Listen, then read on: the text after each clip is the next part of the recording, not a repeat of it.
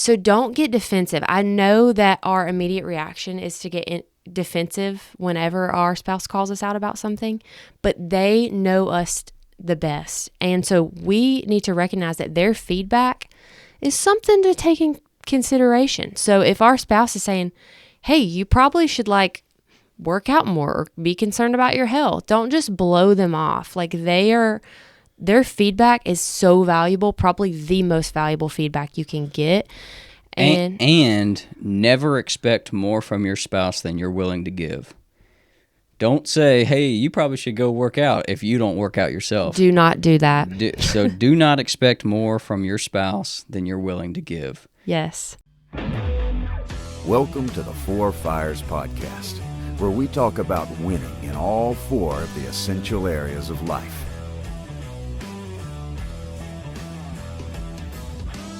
What's going on, guys? Welcome back to the Four Fires Podcast. Today, I am joined by my lovely wife, Rachel, and we're going to be talking about how the Four Fires and living intentionally has impacted our marriage. Rachel, it's good to have you back. You've been on the podcast before, so give us a short intro of who you are and anything we need to know about you. Yeah, so I'm Rachel Rice, married to my wonderful husband. So I'm a national certified counselor.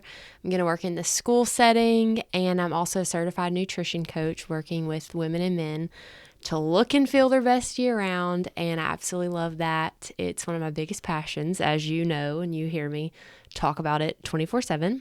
And I love just being married to you, and so that's why I'm so excited to be on this podcast with you and talk the nitty-gritty of marriage and being vulnerable about just different aspects of our marriage, and I'm excited. Yeah. So we are an open book. Yeah.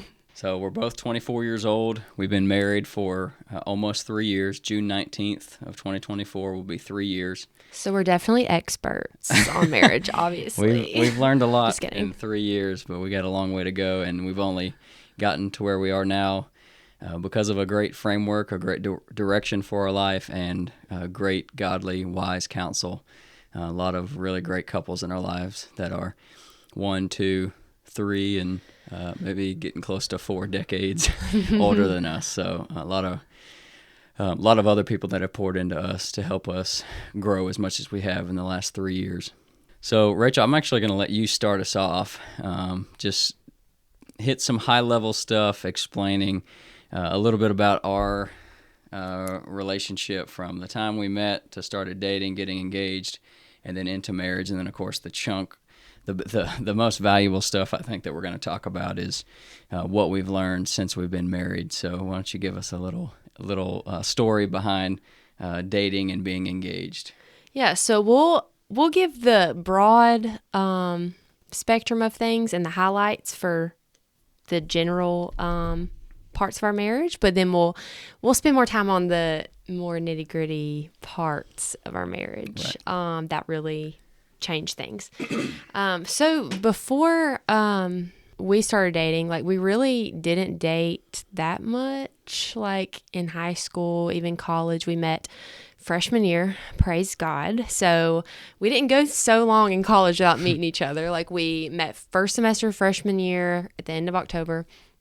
And that October, I remember going to Point, and I had met, I thought, all the guys. I'd seen Jeff before, but I was like, ugh, baseball player. Sorry to all the baseball players, but I definitely had that thought, just being honest. But, so I knew who Jeff was, but I was just baseball player, whatever. And so I thought I met all the guys at Point, and I just remember praying all right, Lord, I have met every single guy here. None are my husband. I guess I'm just going to meet my husband in the workplace one day. Which kind of made me sad, but I was like, well, I'm not going to settle. I ain't settled this whole time. Now is not the time. Definitely, wow, you're not having much faith. And I guess you weren't thinking about transfers or something. You didn't meet everybody freshman year, and then there's 3 more years, or even it could have been after Christmas freshman year that somebody transferred, that I maybe transferred in, and you got to meet me. So a little bit of a small thinking. So anyone out there that's in college, feel like you have no chance of meeting your spouse since you've met everybody, don't think so small. Anyway, continue. There's hope. Yeah, don't be small-minded like me. So I just remember that fall, I played volleyball in college, and you played baseball, and so I was prime volleyball season freshman year, and I went home for a weekend, and I remember being in the TJ Maxx parking lot, just like, all right, God, I have none of the guys here are my husband, so I'm just gonna start praying for my future husband. And I remember praying through like this list that I found online of like praying through your mind, your thoughts, your eyes, the things that you're doing, like just your family, like every part of your life. I just remember praying over, and then legitimately, and this is classic for people to say this, like, oh, and then he appeared, but for real, like, you appeared the next week. And we met at a campus ministry event called Feast at Point, and they had a bonfire, and so we were standing around the bonfire, and here's Jeff, who I'm thinking, whatever. She said, "Oh, he's cute." Yeah, I remember thinking he was cute, and I was like, "Oh, he's at a Feast event," so which was the campus ministry. So that's another thing. Do not go to the clubs or the bar. Like you're looking for your spouse. You're not gonna find like your spouse at Sky Bar if you live in Auburn. Like, sorry. I mean, you might, I guess, but like go to the places that the person you're looking for could be at. So whether that's a gym, a church event, a good community, go to those places to find your person. So anyways, you were standing around the bonfire at this campus ministry event. So you already got more brownie points because I was like, all right, he's at a ministry event. Could be potential. Yeah. I might take back my thoughts about you. Anyways, we started talking, hit it off. So I prayed for him, and little did I know, behind the scenes the week before, which was the same exact time that I was in the TJ Maxx parking lot praying for you, you were praying for me. And I don't know if you want to. Yeah. So the whole month of September, I remember I got a book called, it was actually recommended to me from my sister Shelby. She was going through 31 prayers for my future husband, and then there was the other book on Amazon, 31 prayers for my future wife. So she was like, hey, I'm going through this. Maybe you want to buy. I just shared with her, I'm kind of frustrated. I thought I told her that I was ready to meet someone. I don't guess I was frustrated of like, oh man, well, I guess I'm never going to get married since I didn't meet my wife in the first month of college. But just told her had a conversation with her, said I was ready to meet my wife. So she was like, hey, why don't you go through this book? So I bought it on Amazon. So for the whole month of September, I went through those 31 prayers for my future wife. And then same thing, similar story. It was like as soon as I finished, I guess I started it maybe halfway through September because I finished it then, I guess, in mid-October because we met October 22nd. And because it seemed like as soon as I finished going through the book, I met you. Mm-hmm. And y'all, he gave me that book of prayers on our honeymoon night, and it was the sweetest thing I've ever seen because he had written all those prayers right before he even met me. And it was just so cool reading through that. Basically, we continue our relationship, and we were inseparable, if you knew us. Like, we were always together. We were always laughing, staying up way too late also, like way too late, just to be together because we didn't want to not be together 24/7. And so we pretty much had a great relationship. We dated for a year and a half, but probably about 8 months in, going back previously, before we started dating, he had told me about a struggle with a porn addiction. That was in high school. And I guess I was naive. I was like, he's a good guy. Like, nobody struggles with that. Let's talk about, we had a small group with us and a bunch of our friends. And one of the guys who led the small group one week made a comment about 1 in 3 guys struggle with pornography. And Rachel and one of her good female friends was like, oh, no, that's crazy. Rachel said, do you think Jeff struggles with it? And then she asked, do you think my boyfriend struggles with it? We were like, nah. And they were like, no, there's no way they struggle with it. So then later that night, Rachel, we were sitting in her car outside of my dorm where I lived at Point, and that conversation came up from just an hour earlier at small group, and I was like, well, I would say 1 in 1 guys struggle with porn, or at least have looked at pornography. And she was like, what? So then she was like, have you? So then I just, and by the way, we weren't even dating at this point. Yeah. And I wasn't going to lie to her. I was like, yeah, I did in high school. And even at that time, I was still looking at it every once in a while, but it wasn't a full-on addiction like it was in high school. Like high school, it was as much of an addiction as anything anyone had ever seen, I guess. I mean, it was every single day. So, and that's something that I know a lot of men struggle with. So tell your story from there. Where did you go after you found out? What was your reaction after you found that out? Well, I was shook because I guess I was just naive, and I was like, oh, he's a great guy. There's no way he struggles with that. So I was very surprised. But you had told me that, and then you said, I think this was around December of freshman year, and you were like, but my like New Year's resolution or whatever was, I'm not going to look at it anymore. Like I'm done. And so you made that your New Year's resolution, and I was like, oh, okay, cool. Like I guess he's done struggling with it, whatever. And so anyways, we start officially dating that January. Well, we've kind of forgot to mention this too. This is my advice too for anyone out there is when you meet the person you'd like to start dating, prolong asking them to be your girlfriend. So for guys that they're going to be asking a girl to be their girlfriend, prolong that at least a little bit. So Rachel and I became best friends for 3 months before we started dating. So we met October 22nd.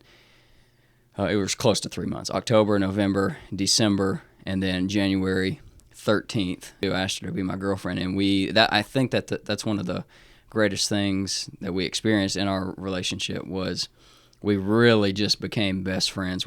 I never even kissed her until the night I asked her to be my girlfriend. In fact, she was getting ready to say, "Get out of here, boy." I was getting a little impatient, she was like, to Dude, be honest. Are you ever going to ask me to be your girlfriend?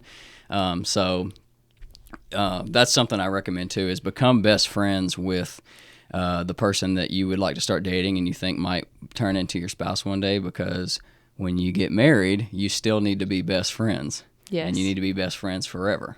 Yes. So we were besties for the resties all through, like, for months and months.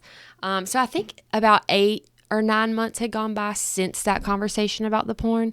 And so I was like, oh, he must be chilling. He's fine. Hasn't looked at it. And one day I just remember thinking about it or something. And I just asked you, I was like, hey, like, you still good with porn? Right. Like you're still clean from it.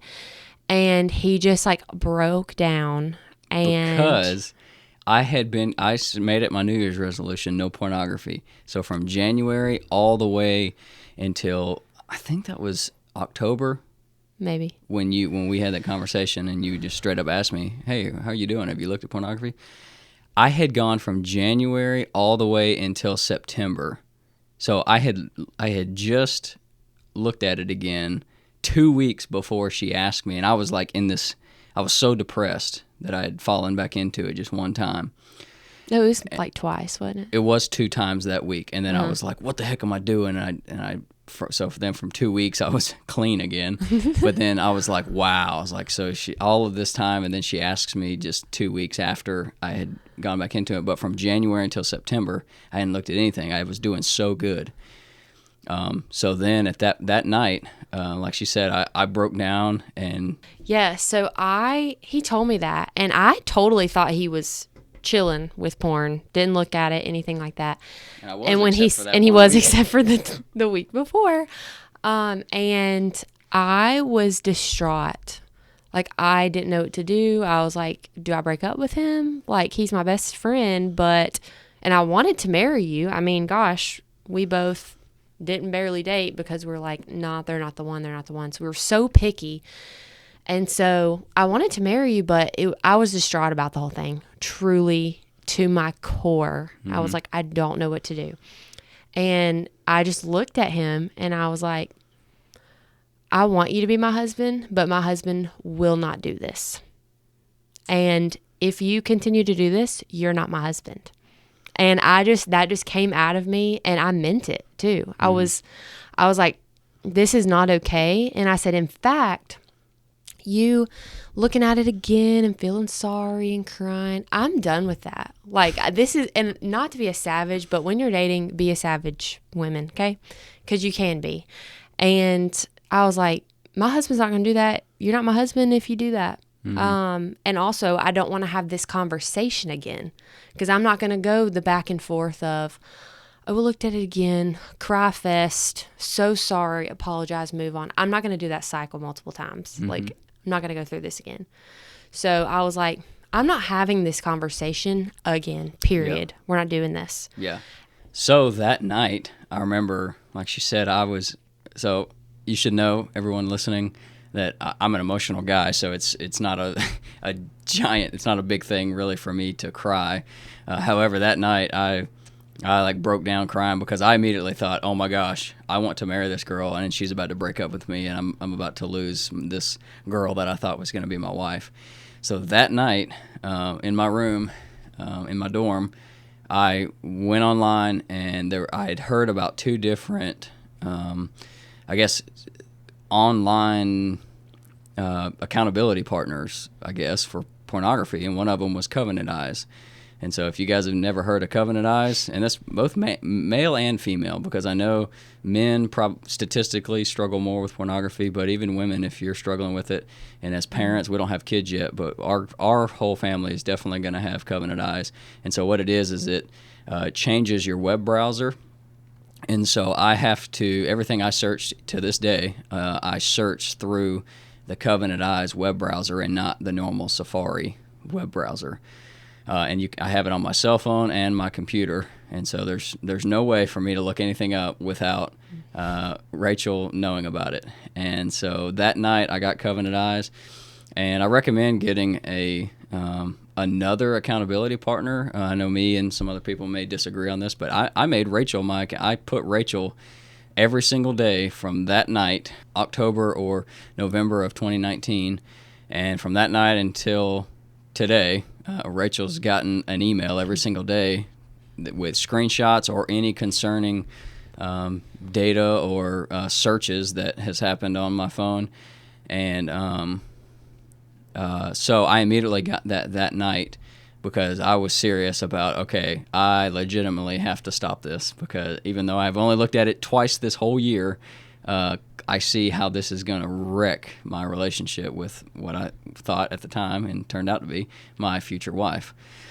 So I did that night. So I highly recommend any guys or girls out there to look at Covenant Eyes. There's a couple of different ones out there, but Covenant Eyes is a great one, and you can add as many partners as you want to hold you accountable. And so some people will say, I wouldn't recommend put your wife. I did. It worked out great in that situation. Some people will recommend, put your best friend, put another man in your life. But the person that I am concerned most with hurting is Rachel, and then God, of course. But if there's going to be somebody that knows, I wanted to go straight to Rachel. So, there's just nothing for me to hide. So that's what I did that night, and then I guess you can pick it back up from there. Yeah, so that let me know that you were serious about changing. Like, if you kind of just let it go and be like, yeah, I'll try not to look at it again. I don't know if I could have been okay with that answer. But literally that night, you had Covenant Eyes already downloaded on there. The email's already signed up to go to me, which, again, if you don't want it to go to your wife or whoever, that's totally fine. But you put me as it, and I was like, okay, dang, all right. You're serious. And so that gave me peace of mind moving forward. And it's only $16.99 a month. So we still pay for Covenant Eyes. And you said, like, this is more than worth it. Just Heck yeah. because it doesn't even allow you, like, I'm going to see it if you look at something. And so that gave me peace of mind just moving forward into marriage, because you don't want, no matter what the addiction is or whatever the sin or situation is, you don't want that brought into marriage, because that would suck and just cause a lot more problems. And so that's what I didn't want for our marriage. And thank you for doing that, because it just really, I honor you for doing that, truly, because it really let me see the kind of man that I was marrying, that you're willing to make those positive changes right away. So then We dated for that was about 9 months or so, 10 months into, I guess it was 10 months at least into dating, and then we continued to date all the way until the next summer, so the summer of 2020, and I proposed in July. I don't even remember the date. July 25th. It's fine. The one that's important is the wedding, right? I don't have to remember the day I proposed. Yeah. I do remember the day we met and the day we started dating. Yeah. But I proposed July of 2020. That fall, we started premarital counseling. So let's talk a little bit about what we got out of premarital counseling. So we were engaged for 11 and a half months, which I don't recommend. I would say 7 months is solid for an engagement, I think if you ask me. 1 month is solid. No, because you need time to plan, but that's just how it was because he played baseball, I played volleyball. We had to be engaged almost a year. That's fine. So the reason we say 11 and a half months is too long is because it's hard to stay pure for that long. And we had made it a year and a half of dating and 6 months into engagement. Mm-hmm. And then we had sex. And I was distraught beyond belief because I was like, oh, for sure we're making it. Like, whatever. We've made it this long. We'll make it. And we didn't. And I, like, had panic attacks about it. It was so, like, I was depressed. It was such a hard time because I was just so depressed that we didn't make it. And so we went through and we really tried to continue back on the path of purity over that next 6 months, but it was really hard and we struggled a few times. But especially the last, I would say 6 weeks or 2 months before we got married, I was like, do not freaking put your pinky on me. Do not touch me because this gives me panic attacks. So we're going to be pure until marriage. Uh-huh. So then we kind of reversed that and then got married and it was so wonderful. And then we got married. Well, I want to talk about a couple things that we got out of premarital counseling. And so one of the things that I really got out of premarital counseling was the idea of choosing happiness. So the idea of choosing happiness really stuck out to me in premarital counseling, and then even today I recognize how important and how profound that was at that time, and it's so important because my wife and I could choose. Well, let me say this. What I found is that whatever you focus on is what you get, and when you focus on all the negative things that your spouse does, you're always going to see. When you're always wanting to tell your spouse all the things that they do wrong, that's all you're going to see. It's like riding a bike. If you're riding a bike and you turn your head hard to the left, before you know it, you're going to start going to the left and probably wreck into something.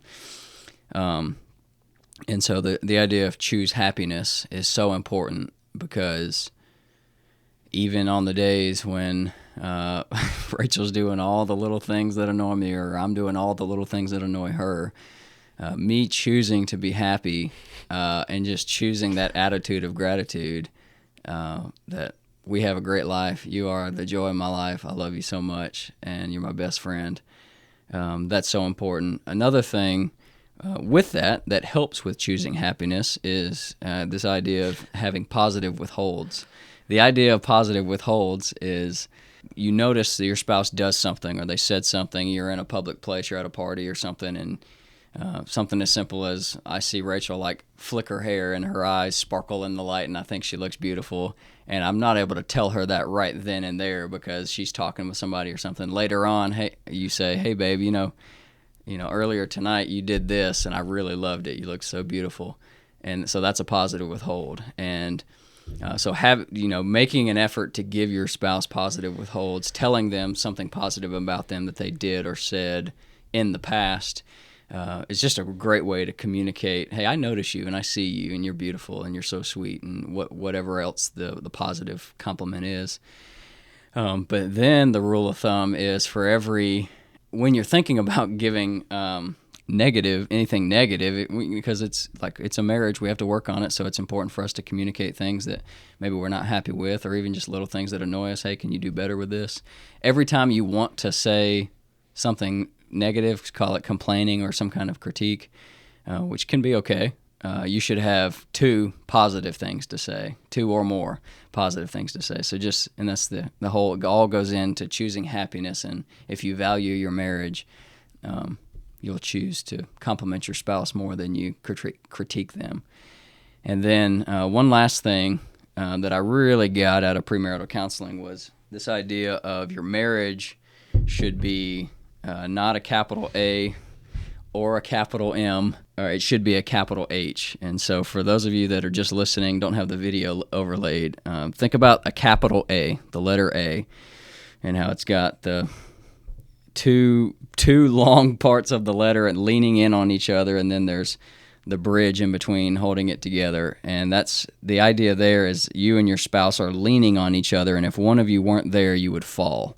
You're too dependent on each other. So you don't want your marriage to be represented by a capital A. And the capital M is a little bit less so, but you're still, if you draw a capital M, the 2 sides of the letter are still leaning against each other. It's better than the A, but you're still pretty much dependent. And if your spouse isn't there, you crumble and you're just not independent. You're not happy on your own. But the ideal is to be a capital H, where you are 2 strong individuals that come together and join together in Christ, and you are stronger together. So that was a cool picture for me. I'm very visual. I wanted to share that. It's just don't be an A, don't be an M, be an H in your marriage. So now let's jump into the marriage. Overall, we were best friends, laughing, living life, loved each other, loved being together. And so we were like, oh, marriage is going to be a piece of cake, wonderful. And so also I was working full-time and was starting grad school. And Jeff still had one more year of college and baseball. And so it was kind of like we were in 2 different places too. Like you were still finishing up college and baseball, and so were my friends. And so that was kind of weird, but I was working full time and in grad school. So it was just weird dynamics, but we thought everything was going to be great. And let's just say this, the first week of marriage, okay, our honeymoon, we left a whole trunk of groceries in the car. That spoiled. Locked the keys in the car. So we had to get AAA to come unlock the door. And we got in a wreck on the last day of our honeymoon. So our first month of marriage, we were looking for a car, trying to deal with like insurance. And y'all know how fun that is. And then he also was starting a job, and some stuff happened with that where I was finishing a summer job. And a lot went down with that job, dynamics of our marriage, the situation of, aftermath of a wreck, all of that. And so it was hard. We were like, what the heck? Why is the enemy attacking our marriage right now? We had been married a week at that point, but then, all this other stuff continued to happen really over the next 2 months. And I think that set the tone for the next 6 months of marriage for us. It was so bad, y'all. Like, we were not connected. Like, I literally remember he would walk in the house and I would just go, if you're watching the YouTube, you can see my face. Like, I would literally look at him with a blank stare, which is so like, flippin' rude. Yes. And just because that was our dynamic, and it was like, we just were struggling, and we were like, what is this marriage? Like, is this really what it's like? Because this kind of sucks, TBH. Like, we were besties, dating and engaged, and now this kind of sucks. How the heck? Like, I do not feel loved and cherished by you. You didn't feel respected by me, and it was just a whirlwind. Oh, and one story in particular that I can remember was, I think it was probably 6 months into marriage, my mom came to dinner at Coach's. If you live in West Point, you know that restaurant. And I laughed at something my mom said, and Jeff looked at me and he was like, I haven't seen you laugh in a while. And I just remember being like, oh my gosh, like, how embarrassing. I have been that just rude and down in the dumps that I'm not even laughing with my husband. And he said, wow, I haven't seen you laugh in a while. that was just kind of like embarrassing, but then also a wake up call of like, dang. Thinking back on that, now you're saying that, I'm like, wow, that was like a passive aggressive like little jab there. But I remember that I don't think you even meant it in a mean way. I did not mean it to be passive aggressive. I didn't receive it I legitimately, that was my feeling. I was like, wow, that's kind of cool. I hadn't seen you laugh in a while. Thinking back, I'm like, so wow, that was a sad. very emotional response. Like that was a true emotion that came out. I was like, oh my gosh, I hadn't seen you laugh in a while. But it sounds like I was being a savage, but I wasn't trying to be. So anyway, keep going. Yeah, I mean, I didn't receive it like you were trying to like give me a jab, but I mean, it just really was a wake up call to me to, wow, we are not doing so well in this marriage. I'm not even laughing. Yeah. And if you knew us dating and engaged, like that's all I did was laugh at you. Like I thought you were the funniest person on earth. And now I also think that now. But that little time I was like, nothing you say is funny. Nothing you say is... Which if you know me, you know that's not true because I'm so funny. Yeah, I mean, we laugh more now, so that's good. But so one of the things that I think was, I know, was so pivotal on turning our marriage around, turning our lives around, was my fall of my senior year in college, and Alan Kemper, who is the owner of Lead Advisors and one of the hosts of the Four Fires podcast, he was my business professor at Point. And I had a class with him that fall called Organizational Leadership. And in that class, he shared the Four Fires with me and the few other people that were in the class. And I remember immediately thinking, oh, that's gold. Like, that Four Fire stuff, as soon as he said it, explained it to me, I was like, I want that. I need that. So Alan and I began our friendship. We started talking and hanging out right there in class. There was only a few of us in class, so there was time for us to connect one-on-one. And then we started getting lunch and hanging out outside of class. And through that class, we had to read books and give a presentation on a book. And Alan was so intentional with not just making us read some academic book that he chose. He wanted us to pick an area. He shared the Four Fires with us. He said, which area of your life do you want to improve? And I was like, my marriage. Ooh, pick me, my marriage. Praise God. So he said, hey, all right, well, here's a book. He gave me a couple different books, and I chose one called His Needs, Her Needs. And the book was all about the emotional needs of humans, and then they're broken up most of the time. 5 of them are feminine. There's a list of 10. Most of the time, 5 of them are masculine, and they don't have to be, but there's just his needs, her needs. There's majority of the time, men have a select few emotional needs, and women have opposite ones.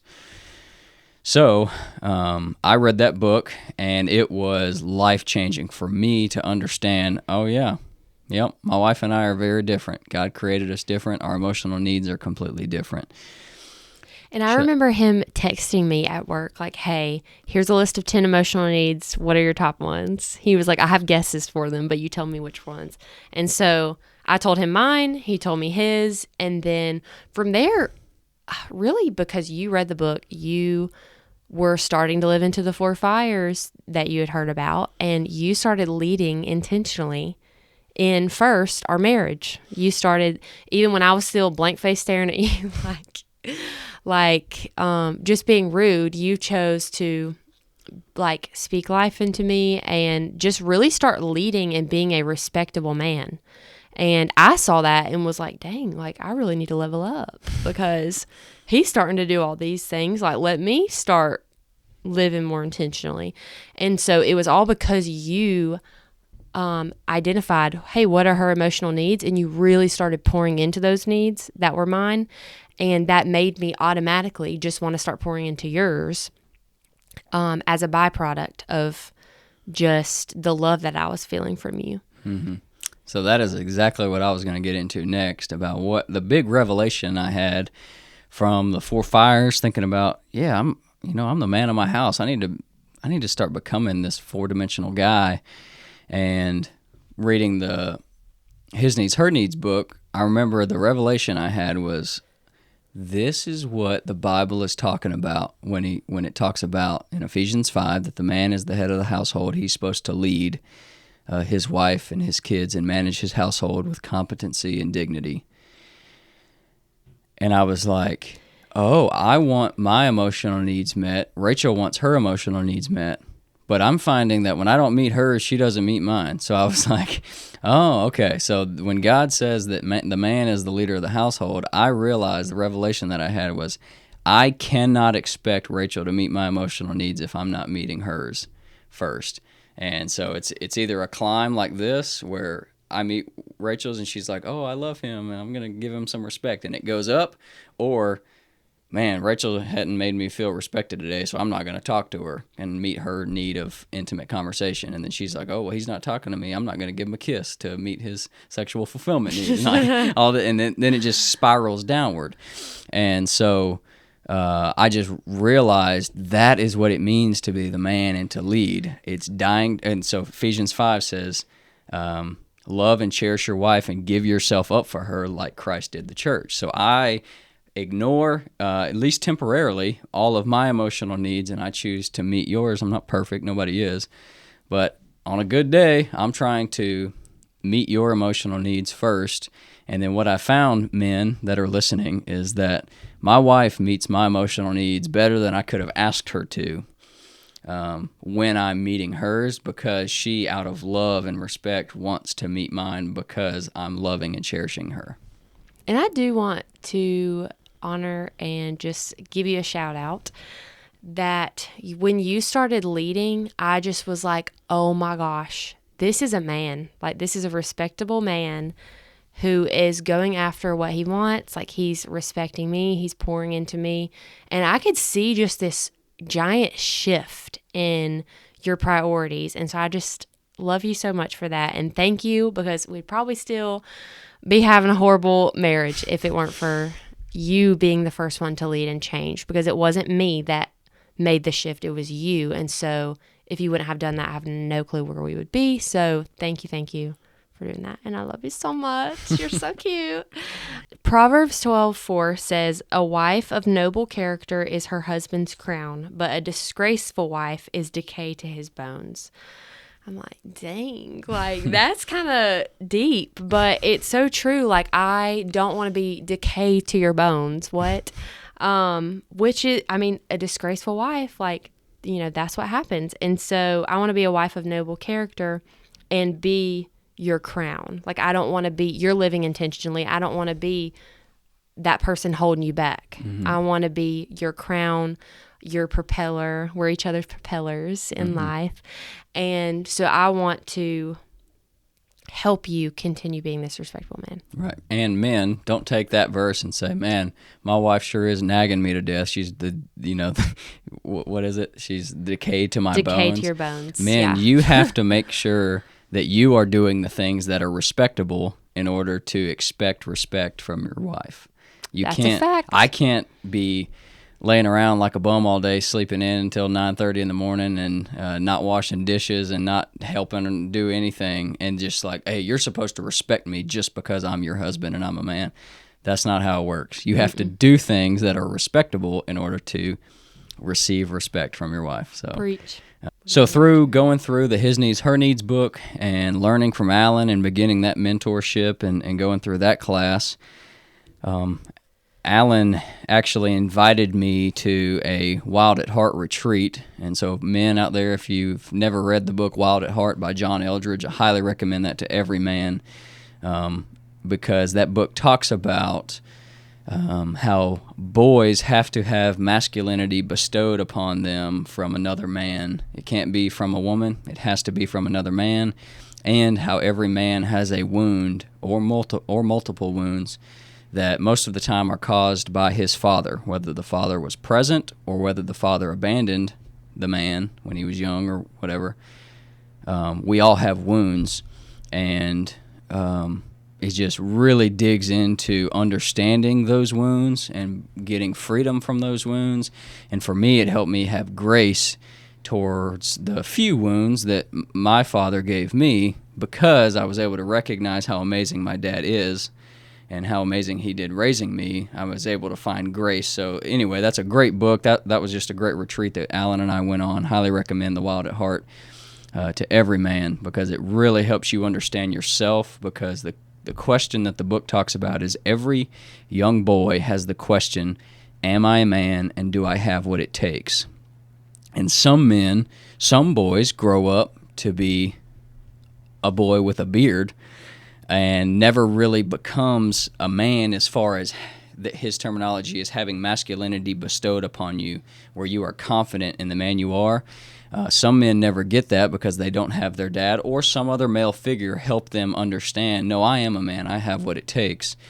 And they spend their whole life being in insecurity and never getting the question answered, do I have what it takes? So they spend their whole life being arrogant or prideful or something like that. So just for me, understanding that dynamic of how a man operates, and knowing how important it is to have masculinity bestowed upon me, which I have. I'm so thankful that my dad did that for me. But then thinking about my nephews and other young boys that I see, and then one day our sons, being able to recognize that I don't need to pick on boys. Maybe a little bit. It's good to toughen somebody up a little bit. But I'm very cautious about saying anything that is like words of death. The Bible says the power of life and death is in the tongue. So that's a whole other topic, whole other podcast we can get into. But that was a really pivotal moment for me too, becoming this four-dimensional man, is understanding, oh, I'm a man. I have what it takes. I'm going to go do these things. And then also that fall, I had a dream one night. So this is a really cool part of our story. I had a dream one night that I was in the Commons area right there on the second floor in Point University, and me and all my teammates and friends would always hang out right there, and Alan's office was just right there on the side. And I had a dream that he came out and waved me into his office, and I walked in, and he offered me a job working for Lead Advisors. And I had that dream, kind of woke up, and like oftentimes all of us probably remember, you kind of have a dream, you remember it like, oh, that was an interesting dream, and then you kind of forget about it. 1 or 2 weeks later, I can't remember, I'm sitting in the Commons area. Well, no, I think it was the next morning. No, it wasn't the next morning. It was a little bit of time because I had forgotten about the dream. Okay. So also one day, so about 2 weeks later, this same day that he's talking about, I woke up and was on my way to work, and I had this strong urge to pray for his job. And I was like, Lord, help Jeff to get the best job that he just loves and that he's truly fulfilled and that he wants to be at. And I just had this strong urge. It was the weirdest feeling ever, but I was like, okay, God, I'm going to pray for his job. Then I go to work, and then about 10 a.m. I get this phone call. And yeah. I'll so let you know. We had been praying for months. What am I going to do? What am I going to do? Because I wanted to have a job that I was passionate about and that I could provide a good income for my family and provide for my family. So that morning, I go to class. After class, in between classes, I'm sitting in the Commons area hanging out with my buddies, and then I hear, hey, Jeff, and I'm like, what? And then I see Alan standing across the room waving at me, telling me to come to his office, and I didn't think anything of it. I stood up, and as soon as I started walking, the dream came back to me as clear as day, and you knew what he was going to offer. It came back to him, and I was like, every step I was like, there is no way that this is happening right now, that this dream is coming true. And I walked in, and sure enough, exactly the dream that I had came true. He asked me what I was doing in the spring. Told him I was playing baseball and trying to graduate as quickly as possible. And he was like, I want you to do an internship for me. Assuming the internship goes good, I want you to work for me in May once you graduate. And I was like, trying to act all cool. And I was like, oh, yeah, let me talk to my wife, and I'll get back to you. And internally, I was already screaming, yes, oh, my gosh, yes, I know that this is from God.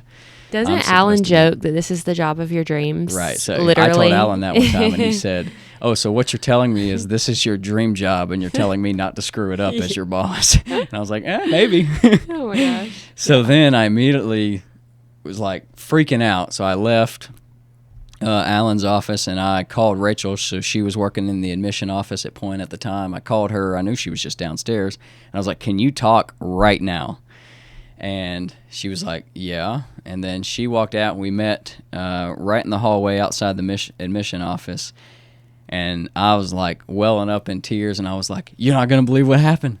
Alan offered me a job, and I'm going to be planning these entrepreneur summits that he's been telling me about, and I'm going to be working at this awesome company. And we had this amazing moment, and Rachel said, no way, I prayed that you were going to figure out what you did that morning. This morning, I prayed that. And that was just a really awesome story. One of those times where you're like, wow, this is 100% a God thing. We were like, okay, well, the answer is yes, because this is wild, and this is clearly from the Lord. Yeah.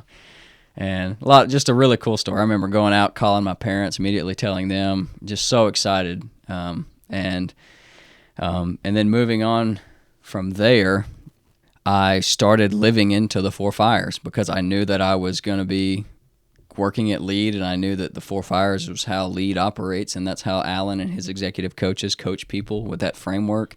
So in the spring, I did the first iteration of the 30-day Ruck. If you don't know what the 30-day Ruck is, that's a 30-day program that we run here at Lead.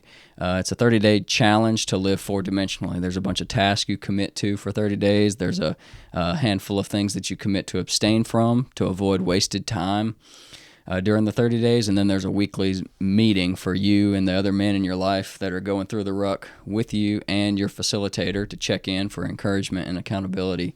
You get a cool backpack when you sign up, and all the resources. We equip you with everything that you'll need to be successful in accomplishing this 30-day challenge. So if you're interested in that, click the link in the description and go look at all of the months that we're offering the Ruck during the rest of this year, and sign up for a 30-day Ruck. It's a great first step in starting your four-dimensional journey.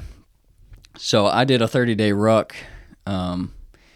It was the first iteration of it, so I kind of call it a half a Ruck because, one, I didn't really complete it, and it was still in the process of being built. But I did that, so I started reading books and being intentional in my friendships, which at that time were just basically non-existent. I just had a lot of surface-level acquaintances. I was already working out and stuff because of baseball. But really started pouring into my relationship with God and my marriage and my professional life because I knew that those things were things that had not yet been something I'd really poured into, at least recently. So I started living into, during the spring of 2021, the Four Fires, and then from then it kind of seems like it's been a gradual increase.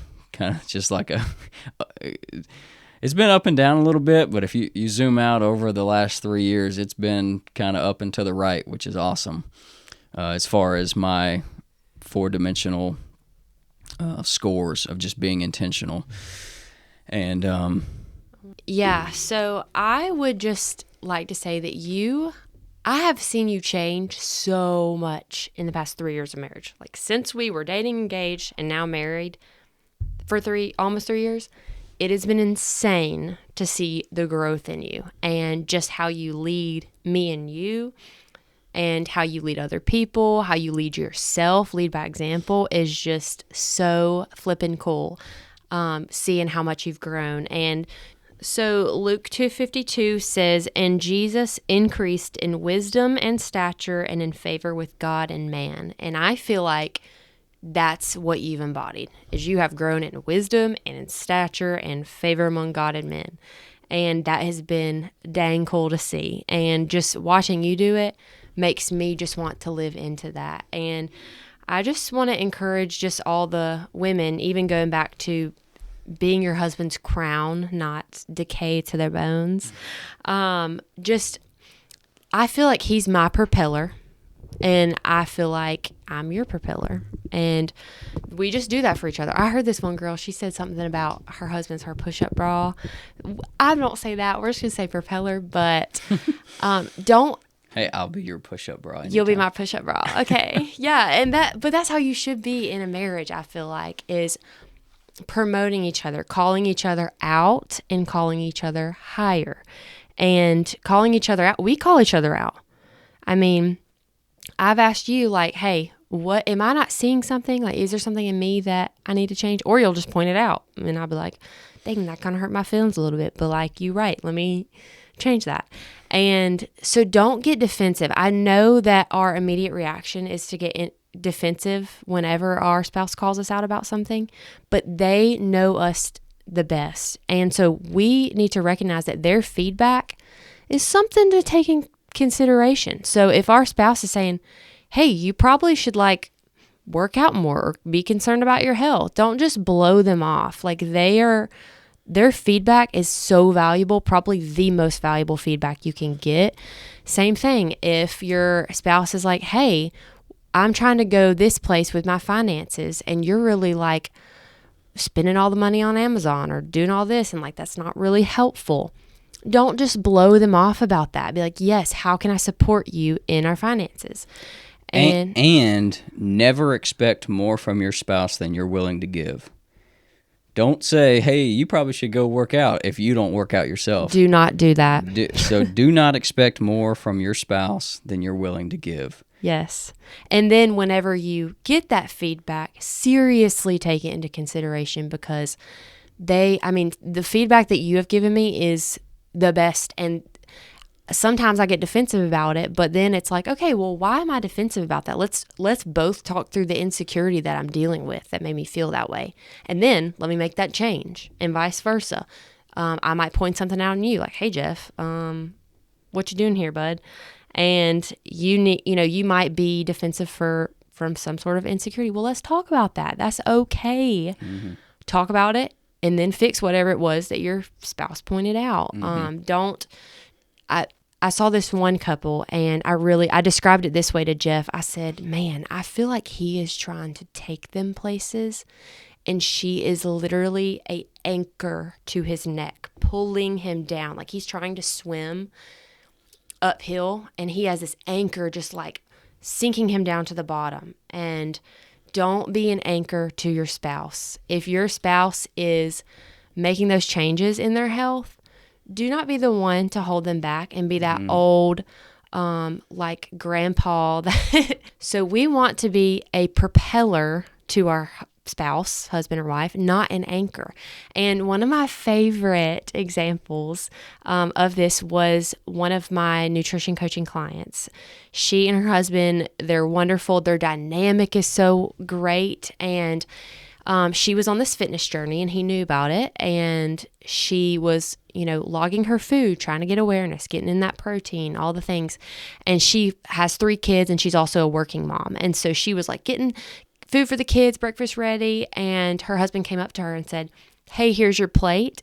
I've already tracked it in my FitnessPal, because that's what, we use for the program. I already have tracked it in my FitnessPal, and it meets your protein goal and calorie goal.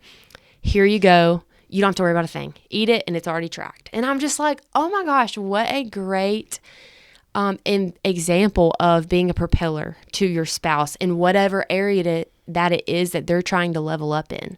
So if your spouse is trying to level up in an area, finances, friendships, that's another one I'll just go ahead and talk about. Like if your spouse is seeking positive friendships, don't be like, oh, you don't want to hang out with me? Like let them go. I mean, if it is a bad friend. Not let them go. No. Encourage them them to go. Yeah. And also, if it is a bad friend, point it out. Mm-hmm. We are there, again, going back to the feedback thing. Like we value each other's feedback.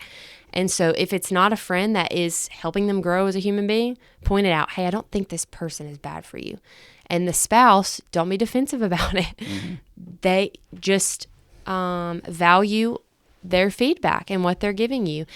But for the positive friendships, encourage those. We want those to flourish and to prosper, and don't be jealous of those or anything like that. So encourage them in all the areas that they're really trying to level up in, and also look at those same areas and say, dang, they're kind of crushing it in that area. Where can I crush it in that same area based on them leading by example. And you've done that time and time again in our marriage. So appreciate you a lot. And just led by example in so many areas, and that's pushed me. And you've been a propeller for me to grow in those areas as well. Another giant thing that has really helped us, I mentioned this at the beginning of this podcast, was us making our marriage into the healthy marriage that we want it to be, and we're always trying to make it better and better, is seeking wise counsel and joining small groups in our church. And we have two couples. We'll give them a little shout out: Jack and Terry Rubio and Rex and Lisa Davis. They've been shout out the best. They're two couples that have been have much more life and marriage experience than us, and they have really poured into us. And so, if you're out there and you are trying to improve some area of your life, get a call it a mentor. Get someone that is older than you, that has more experience than you, that you respect. And don't just because they're older than you doesn't mean they're going to be a good mentor.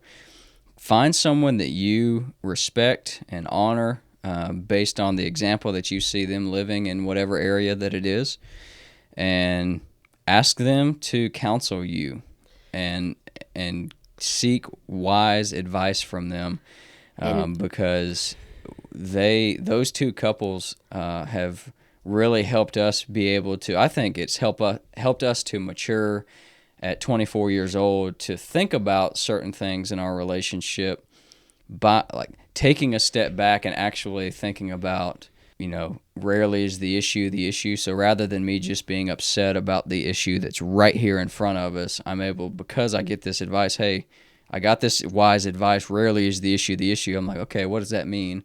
So whenever I have something that's in front of me that I'm really upset about, I take a step back and I think, and I'm like, what is the root cause to why this emotional whatever has happened? So I just can't encourage enough to get in small groups and seek wise counsel, because it has helped us at 24 years old, I think, at least I think, start down this path of growing in wisdom and stature. Yeah, and I've even reached out to my women mentor, and I will literally tell them, rip me to shreds. Tell me, I've said those words, rip me to shreds. Tell me what I'm not seeing, because I don't want to be living just with this blind spot, and I want them to point it out to me, and I want to make changes on those immediately. And so don't be afraid to ask them to point those out. Yeah. Because when they do, you're going to grow as a person, and it's okay to swallow your pride sometimes and change something. If you want changes, make the changes. Swallow your pride and do it. Yeah. And I know you remember this, but time before last, we called one of the couples. They gave us feedback that I didn't want. I was like, dang it. I did not. That's the thing I didn't want them to tell me. Are you kidding me? But you know what? I swallowed my dang pride, and I followed their advice. And even though it was hard, I did what they advised me to do, even though it wasn't what I wanted to hear. And I grew from it. And I was like, that's really, yeah, looking back now, I'm like, yeah, y'all were right. If I would have done what I wanted, it would have been a trash situation. That's a really good point, because the point is that what I just heard you say is, don't just seek advice from people that you know are going to tell you what you want to hear. Yeah, and even, I love it. I will say this. I mean, I know we're talking about mentors, but you calling me out, sometimes if I'm just in a negative mood and we're in the car and I'm stressed, you're like, hey, you have been saying negative things this entire car ride. Can you not? And then I'm like, you're right. Why am I acting like this? Goodness. And so that really helps me, instead of being like, no, I'm not. Okay, yeah, I am. Let me calm down and change my attitude. So I appreciate you when you call me out on things like that. And you have to do it in a loving way. My intent is not to say anything to you in that time of calling you out. It's not criticizing you. He's calling me out and calling me higher. Yes. That's exactly not right. criticizing. Mm-hmm. And I'm always thankful when you bring me back to reality. Mm-hmm. And then also, I would say apologize more in your marriage. Mm. Say, I'm sorry for the things that I've done. Be specific and apologize and be like, yeah, I've been an anchor to you. You have been crushing it on the budget game, and I've been spending money left and right. I'm sorry. Mm-hmm. You have been crushing it on going up to the gym, and I'm sorry for making you feel like that was an inconvenience for me to eat healthy or exercise. I'm sorry, and I'm going to start supporting you and being your propeller in those areas. Or I'm sorry if I haven't been supportive of your healthy friendships. I want you to go have those friendships because I know they're refining you and sharpening you and pruning you to make you even a better husband. So, like, let me get out of the way. I'm holding you back. So apologize whenever your spouse is leveling up in a marriage and you're being an anchor, and pivot and just be a propeller. Apologize and start making those changes, because your spouse will be forever grateful, like I am towards Jeff, on being that propeller for me. Yeah. And now I get to be that propeller for him. I try to. Yeah. Overall, I guess my biggest thing is like being each other's propeller has been the biggest impact in our marriage and in the growth over the past 3 years of marriage. And I really appreciate you and everything that you have called me out and called me higher in. And thank you for doing that. Even when I'm rude and mean sometimes, I really deeply appreciate it. And I just love being married to you. And we're best friends. The thing that propelled us into becoming a propeller for each other was actually a small group that we joined called Freedom. We've actually gone through it twice now. We attended the first small group, and then we co-led with Jack and Terry Rubio the second time we went through. And the whole Freedom curriculum, it's a small group curriculum, and it's all about living in the tree of life. So it shares the story of the Garden of Eden and how Adam and Eve were tempted by Satan to eat from the tree that God commanded them not to. We know that that tree was called the tree of the knowledge of good and evil. And so in our lives, when we're behaving in a way where we're bitter or we're just overall grumpy or speaking, call them words of death over other people, and you're just grouchy about life, that's living in the tree of knowledge of good and evil. But the other tree that that Genesis talks about is the tree of life. And that is where you're doing quite the opposite. You're speaking words of life over people, and you're encouraging people. You're speaking words of life to yourself. And anyway, that whole Freedom curriculum, that whole idea of living in the tree of life is what kind of fanned the flame or propelled us to become a propeller for each other, because we went through that small group. We have that common lingo, like, hey, I think you've swung over to the tree of knowledge of good and evil. You need to get back to the tree of life. And so we can't. That's the Christian way to say your attitude sucks right now. Yeah, that's right. So we can't recommend that Freedom content highly enough. And that really helps us, because my self-talk when we first got married was horrific. I was telling myself that I was inadequate. I was just not as good at everybody around me was just better at everything. That I was basically a loser. Like, that's what I was telling myself. Like, I'll never make a lot of money. I'll never be successful. I'll never be really great. I'll never be a professional at whatever it is that I do. I'll always be mediocre. And Rachel, of course, was my greatest helper in that. She was like, my husband is not that. And then through her calling me out on that, and then going through the Freedom content really helped me see that's not what God tells me about myself. I am a son of God, and He calls me. He wants me to be free. He wants me to be. He wants me in terms of all the four fires. He wants me to be strong. The book of James tells us that we need to be whole and complete, lacking nothing. Well, being inadequate and feeling inadequate, feeling like a loser, is not being whole or complete and lacking nothing. So you're not going to become that whole or complete lacking nothing man. In my eyes, it's the 4-dimensional man without a lot of intentional work. But that whole idea of living in the tree of life and speaking words of life to your spouse is so important in marriage. We talked a little bit about positive withholds and having 2 positive things to say, 2 plus positive things to say for every negative thing you'd like to say to your spouse. The attitude is to make the marriage better, but you still should be saying more positive things to your spouse than you do negative. But man, the power of life and death is in the tongue, and our words, my words, can absolutely devastate you, and the same for me. Your words can absolutely devastate me and make me. We talked about being best friends with your spouse. If you're always critiquing me, or I'm always critiquing you and speaking words of death over you, you're not going to want to hang out with me. You're not going to want to be friends with me. So if you really love your spouse, you really value your marriage, you want to have a strong marriage, why would you always nag and complain to your spouse or about your spouse to them? Speak words of life and be a propeller. Lift each other up.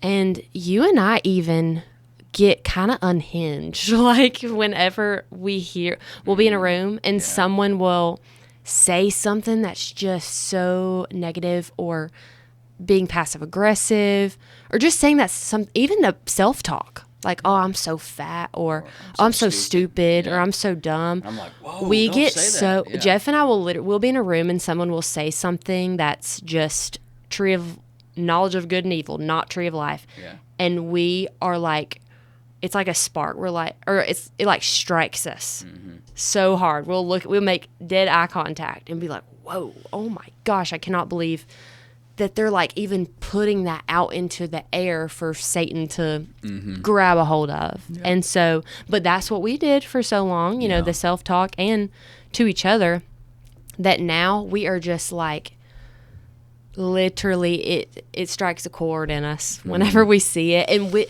even earlier today, a situation happened where someone spoke a word of death, and we said, we rebuke that in Jesus' name. You ain't saying that. Like, Jeff and I are kind of a team on that, of not letting people speak death over each other or situations or themselves. Like, it strikes a nerve now, which I'm glad, because it helps encourage other people and each other. Yeah.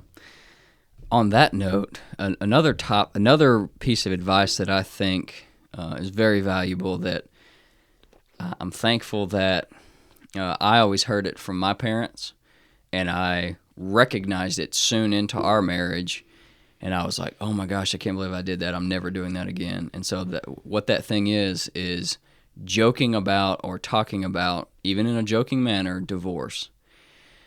About a month or two, I don't know, a couple months into our marriage, I'd gone home, and I had made a joking comment. I probably can't come home next weekend, home to my parents' house. I'm like, probably not coming back next weekend. If I do, Rachel will probably divorce me. Ha, ha, ha. I kind of laughed about it. And I remember leaving, and I just thought, like, why am I joking about getting a divorce? And immediately I went home that night, and I was like, hey, Rachel, I told Rachel, I joked about you're going to divorce me. I was like, I'm giving you my word that I will never joke about divorce again, because I know that things are a slow fade. So you joke about divorce, and then you get into a fight, and then you say,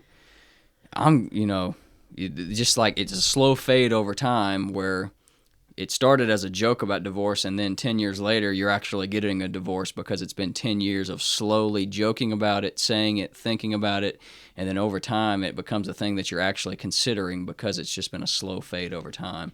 And take inventory of who you're surrounding yourself with. Are the people you're surrounding yourself with joking about divorce, or slandering their husband, or joking about their husband, or belittling? Like, I'm trying to make you bigger, not belittle you and make you smaller. And so even in public, when you're not around, like, take inventory of who you hang around. If you're hanging around couples who are on the brink and like struggling, I mean, there's always those couples that you can, pour into and reach out to, but those should not be your main people that you're hanging out with. Hang out with people who have thriving marriages, who talk well of their spouse, who honor their spouse, who respect their spouse, and you'll start doing that same thing. So just be very mindful, because being surrounded by people who have sucky relationships, like that's gonna pour into you. And then another thing I would say, which more recently, probably the past 6 months, I've been listening to podcasts of women, and it's stuff I'm interested in. It's like health and life and marriage, but they all have great marriages. And so I hear the way, even when their spouse comes on, like they're both talking well about each other. And just listening to podcasts of healthy marriages has been something I've done recently, and that's kind of been like, oh, Yeah.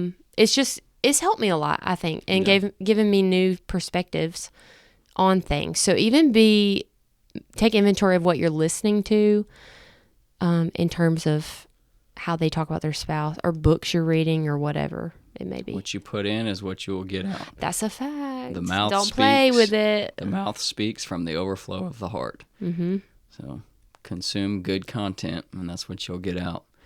One last thing that I want to talk about that has helped me on my 4-dimensional journey, and then specifically in my marriage, and it is thinking about doing something every single day, at least one thing in each of your 4 fires. One of the resources that the 4 Fires nonprofit has is, we call it the 4 Fires Daily Planner. And I think that book is the coolest. Like, I literally told Jeff a few weeks ago, I was like, can I have one? Like, how cool. Yeah. So the 4 Fires Daily Planner, if you're watching the video, it has a card on there. So you have each of your 4 fires, and every single day there's a scripture or a question or a challenge at the top of the page, and a little spot for you to write a verse of the day from your quiet time. But you have purpose, people, professional, physical, and you write out a handful of things. If you just did one thing in each of your 4 fires for the next 20 years, how much more 4-dimensional would you be at 20 years than you are today? Just one thing. If it's sending your spouse a out of the ordinary reason that you love them text, that's building your people fire. If you don't work out, start working out, or just start today by doing 100 push-ups. Or 10. I mean, or 1. Well, like 100. Yeah, do 100 over the course of the day. I mean, professionally, start reading a book. But if you just did something in each of your 4 fires every single day, every single morning I get here to the office, and I write my date. I have a quiet time. I write a verse of the day, and then I write out at least one thing. Sometimes I got the whole page is full. But I write out at least one thing in each of the 4 fires. I'm going to do this today, and it can be the most simple thing, but just something that you're intentionally saying, yeah, that would help build a friendship or a relationship with my wife, or but just doing something intentional. This planner, this 4 Fires Daily Planner, is just it's a resource that we designed to help people. It's helping me be intentional. You write things down, you're more likely to do them, and so that's probably my greatest advice to why our marriage has gotten better and why I've seen success in the 4-dimensional world. I've done 4 30-day rucks, and so I've been really intense at times where I'm doing way more than one thing in each fire per day in the rucks. But over the course, like if you looked at over the last 3 years, it's turned into me doing at least one thing every single day. In each fire, and yeah, like there might be a day where maybe I didn't hit one of the fires like super hard, but at least I'm thinking about it. Like I know I need to do something in this area. I'm not like, you're not going to crush it every single day, but that's probably my greatest advice is think about doing one thing in each of the 4 fires every single day, and your life and your marriage is going to get better. And if any of you listening is interested in getting a 4 Fires Daily, send an email to info@4-fires.com, and the 4 Fires nonprofit would love to provide you with that resource and get in contact with you and get you the things that you need to take your next steps on your 4-dimensional journey. And if you're a man not living into this currently, that's okay, but let's start doing it. And because I told this to Jeff one time, I was like, a 4-dimensional man is sexy as heck. Like, if you, especially single guys out there, I'm just saying, you're going to be way more attractive to a woman when you are living into the 4 fires by crushing it in your physical health, by reading the Bible, the Word of God, and being a godly man. Having great friendships, and professional fire, crushing it with professional fire. I'm just saying, you're going to attract the right woman. Also, you're going to be a more respected man because you're more respectable towards your spouse or your wife right now, and you're going to change your marriage right now if you start living into it. But then also, if you're single, like, you're going to attract a pretty, like maybe a 4-dimensional woman, who knows? But you got a better chance at it if you live into this. And so you're a lot more attractive as a husband because you're living into this. And I appreciate you for everything. That's a good point on the preparing yourself for your spouse. I mentioned don't expect any more than you're willing to give, but a story I heard about that is, don't seek to catch the biggest fish in the sea. Seek to make yourself the best bait, and you're gonna. That's good. And you're gonna attract the best fish in the sea. Yeah. Or the biggest fish in the sea. And don't be embarrassed to make these changes. Sometimes I know our pride can get in the way, and we're like, well, this is just the way I am, or whatever it may be. No, it's not. You need to calm down and make the changes. Don't be embarrassed. Yeah, people are going to see you showing up in a different way. Freaking own it. Own the changes that you're making because it's worth it. Yep. So, that was a little tangent there. Yeah. Got a little intense. I'm serious. If you don't love your life and you're not happy with the trajectory you're taking, change. We have the power of choice. Lay down your pride. Change. And like I said, though, it's something every single day. I think people get scared about change because they're like, oh, I got to change my whole life in one day. Start with something small and make changes over time by doing something every single day. You got anything else you want to add? That sums it up. I could probably keep talking for 4 hours, so we might as well just... No, not you. We might as well just end it right here. All right. Well, Rachel, I always enjoy getting to talk with you. And guys, I hope this was encouraging. We've been married for almost 3 years, and we are very excited to continue to learn. If you guys have great marriage advice, share it with us. Send it our way, please. Send it We're to sponges. info@4-fires.com. Comment in the comment section below. Send us a DM on social media. We want, Rachel and I, us personally, we want to continue to put as much wisdom as we can into our brains and into our marriage. So if you guys have awesome stuff you'd like to share, please share it. And if this was helpful to you, let us know in the comment section that you enjoyed it. Let us know what stuck out to you more. And with that being said, guys, thanks for listening, and remember to live intentionally. We'll catch you on the next episode of the 4 Fires Podcast.